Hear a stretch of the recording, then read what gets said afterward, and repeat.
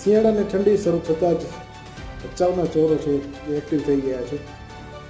ભવાનીપુરમાં રહેતા શાંતિલાલભાઈ પ્રજાપતિ તેમની સાઇટ પરથી 30થી 40 કિલો લોખંડ ચોરી જવાનું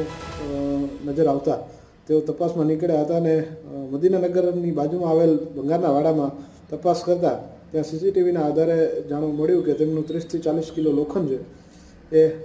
તે વાડામાં કોઈ વ્યક્તિ છે એ આપી ગયેલો હતો અને વ્યક્તિ પણ મદીનાનગરનો જ રહેવાસી છે. તેમણે પોલીસ ફરિયાદ નથી કરી કારણ કે તેમનું લોખંડ છે એ પાછું મળી ગયું છે. અને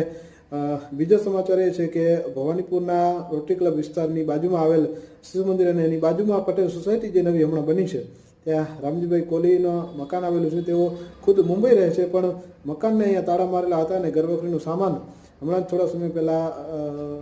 વાસ્તુ કર્યો હતો ને સામાન પડ્યો હતો ત્યારે એ મકાનના તાળું તોડી અને ઘરવખરીનું સામાન